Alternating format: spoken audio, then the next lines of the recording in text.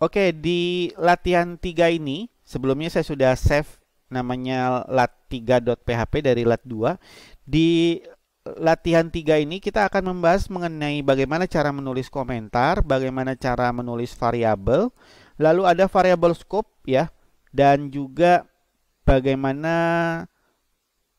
efeknya variabel scope itu. Nah, oleh karena itu nanti saya akan mengajarkan sedikit terkait dengan function.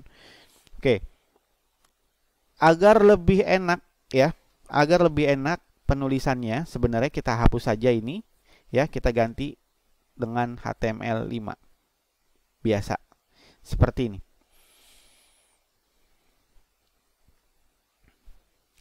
Nah, di PHP itu kita bisa menulis komentar ya. Katakanlah saya buka tag PHP di body, saya bisa menulis komentar seperti ini.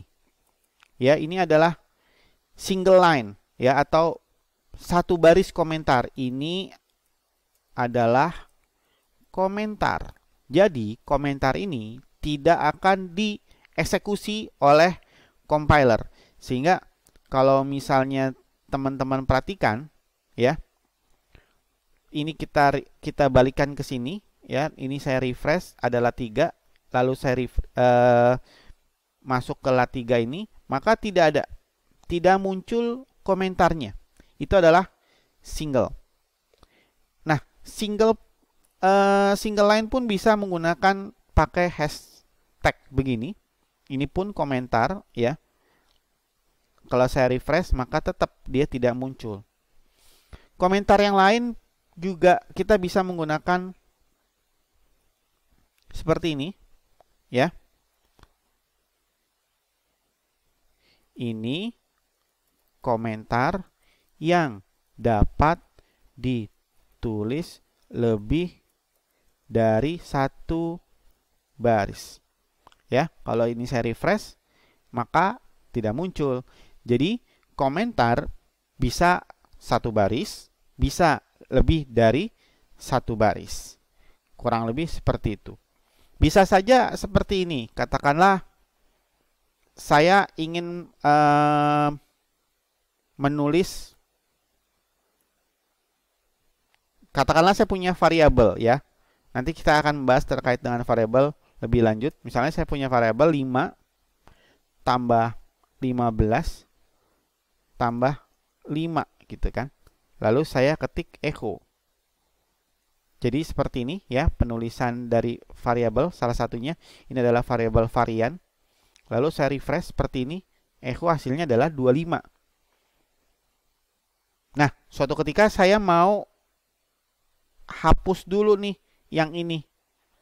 Bukan hapusnya begini, tapi saya masukin ke dalam komentar. Saya pakai komentar yang mana? Kalau pakai ini, maka 5-nya juga ikut. Pakai hashtag juga sama. Mau nggak mau kita pakai yang ini. Saya pakai yang ini, ya. Saya pakai ini. Lalu ini saya kasih komentar seperti ini.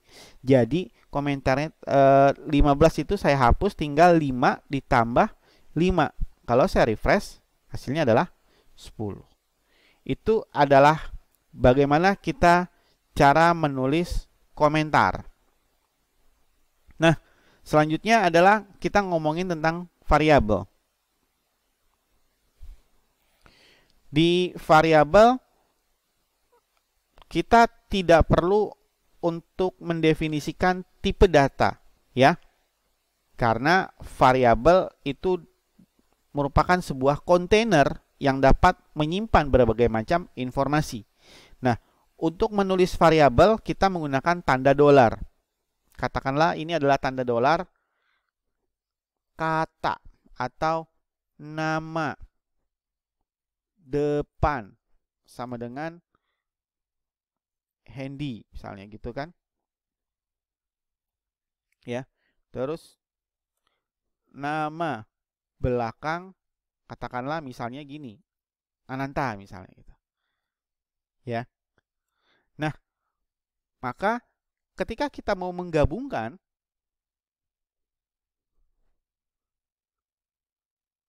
nama lengkap sama dengan, kita bisa menggabungkan dua variabel ini, ya.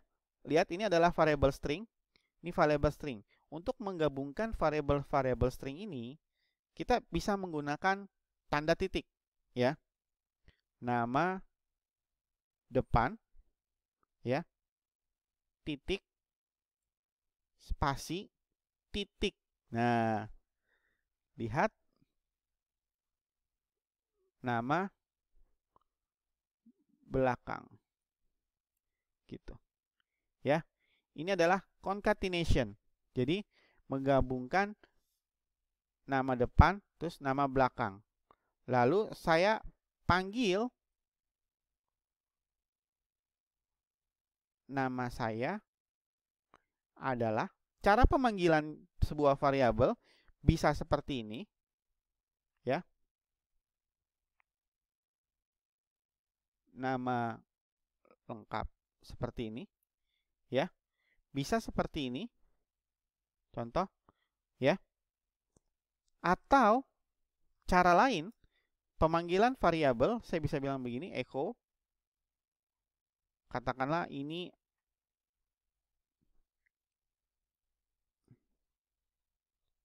nama saya adalah nama lengkap. Bisa juga di dalam sebuah kutipnya. Gitu. Ya. Sama. Biar kelihatannya rapi, maka di sini saya kasih tag BR. Nah, lihat, penulisan yang pertama saya menggunakan titik concatenation, penggabungan string, ya. String nama saya adalah dan sebuah variabel, ya. Sebenarnya nggak harus penggabungan string, apapun yang bisa digabung, misalnya titik terus nama variabel, ya. Pemanggilan kedua bisa seperti ini. Ini untuk nama depan. Gitu ya. Terus misalnya kita bisa menuliskan, katakanlah adalah tanggal masuk, misalnya tanggal masuk kuliah, misalnya seperti itu. Tanggal masuk, gitu kan, sama dengan misalnya 2020 misalnya, atau 2021 gitu, ya. Nah, saya bisa bilang echo tanggal masuk kuliah, bisa seperti ini, tanggal masuk, ya. Bisa seperti ini. Jadi kalau saya refresh, ya. Nah, biar kelihatannya bagus tampilannya, ini saya kasih BR, saya refresh seperti ini, tanggal masuk kuliah 2021. Atau bisa juga caranya kayak yang sudah saya tunjukkan sebelumnya. Ini saya kasih kutip dulu, ya. Ini saya kasih titik, gitu. Ini petiknya hilangkan, maka saya refresh, hasilnya pun sama. Nah, di sini terlihat bahwasannya penggunaan variabel, kita menggunakan tanda $. Nah, cara penulisannya pun sebenarnya beda-beda. Tapi kalau saya menggunakan yang namanya camel case, ya.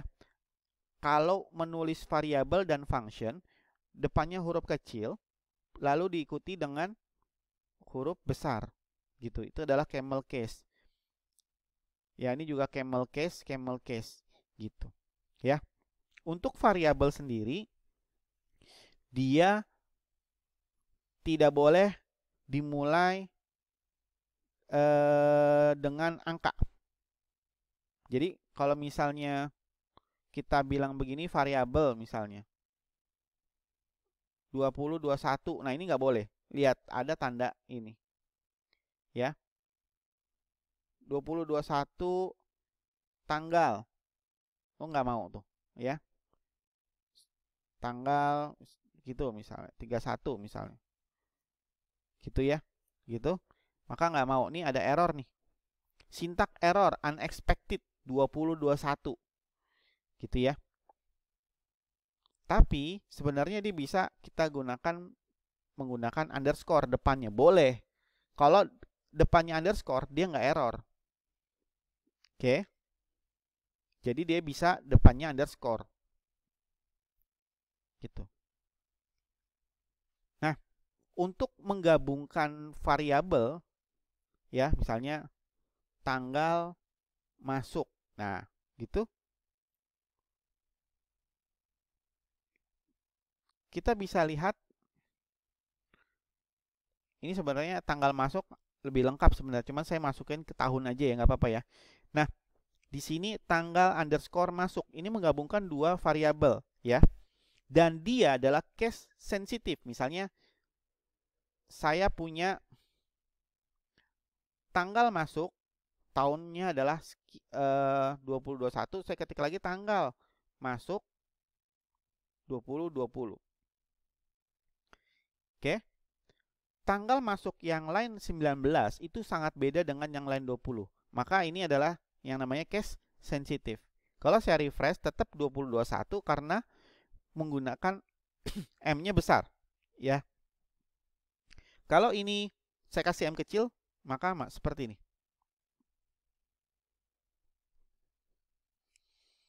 Oke, ya. Ini adalah case sensitif gitu. Ya. Kurang lebih seperti itu untuk variabel dasar. Jadi, variabel bisa dimasukkan untuk angka, string maupun karakter. Karakter pun bisa, ya. Karakter. Nah, ini adalah variabel. Selanjutnya, bagaimana caranya penggunaan variabel ini kalau di dalam sebuah function, ya. Nah, sebelum masuk ke sana, sedikit terkait dengan function, maka saya akan coba untuk membuat sebuah file baru, save as lat4. Di lat4 ini nanti kita akan bahas mengenai function. Ya, kita hapus saja. Di sini, contoh kita menggunakan function. Function. Ya, function misalnya adalah function welcome. Ya, seperti ini cara penulisan function. Jadi ada function, terus ada welcome, terus kurung siku, seperti ini. Ya, lalu saya ketik echo.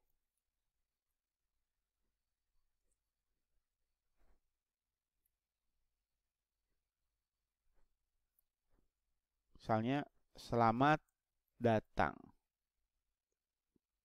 Gitu, ya. Nah, ini ada error apa? Sebentar. Kita coba dulu. Ya. Lalu kita panggil welcome. Gitu. Ya.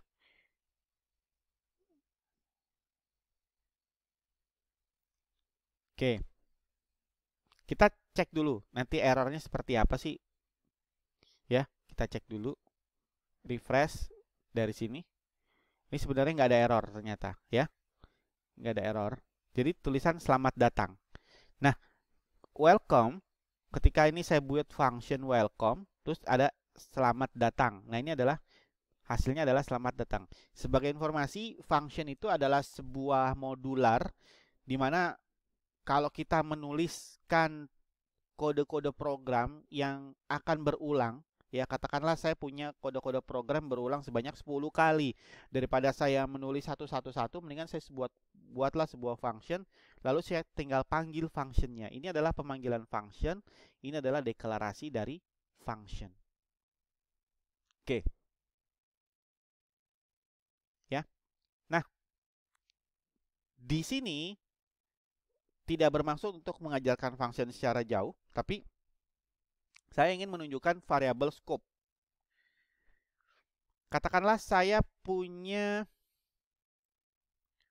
sebuah variabel X sama dengan 5.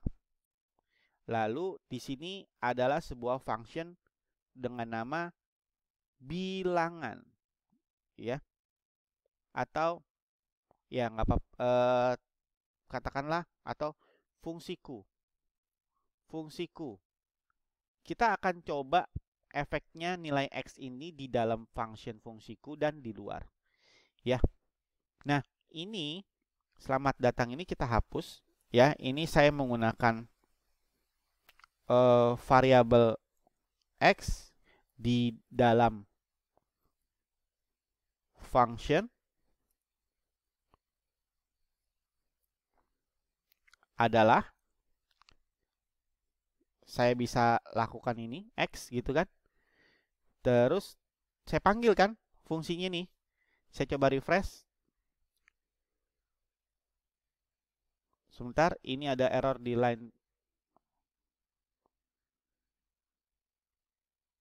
Oke, ya, saya coba ganti ini begini.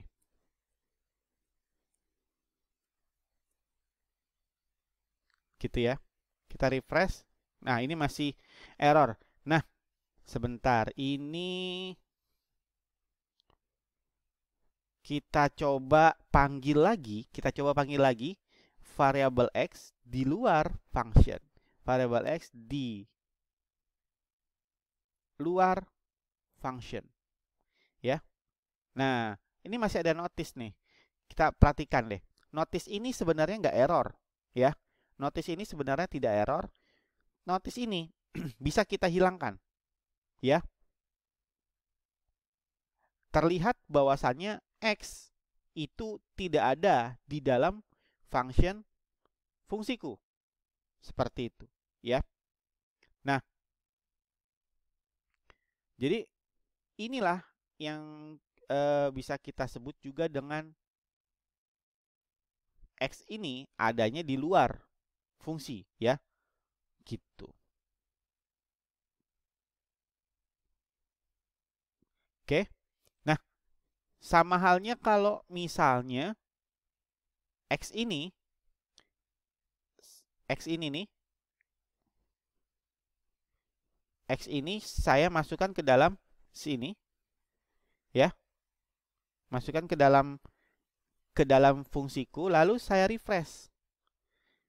Perhatikan bahwasanya nilai X di dalam fungsiku itu nilainya 5, sedangkan di luar tuh kosong, gitu, ya. Nah, inilah yang kita sebut juga dengan apa namanya, scope dari variabel. Nah, mungkin bertanya-tanya, gimana caranya kalau misalnya variabel X ini saya tetap taruh di luar, tapi saya mau di dalam itu tetap ada gitu, ya. Kita coba, maka ini kita ganti dengan kata kunci global, pakai S, global nilai X, seperti itu, X kecil, ya, globalnya huruf besar semua. Maka ketika saya refresh, baru muncul, ya, baru muncul di sini adalah nilai X di dalam function adalah 5. 5 itu dari mana? Ini adalah ngambil dari sini. Sedangkan nilai X di luar function adalah 5, memang betul. Karena nilai X itu adanya di luar. Kalau mau masuk ke dalam function, ada kata kunci global. Gitu, ya. Kurang lebih seperti itu.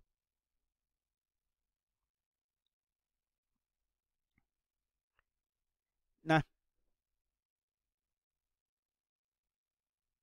ini adalah penggunaan dari variabel scope.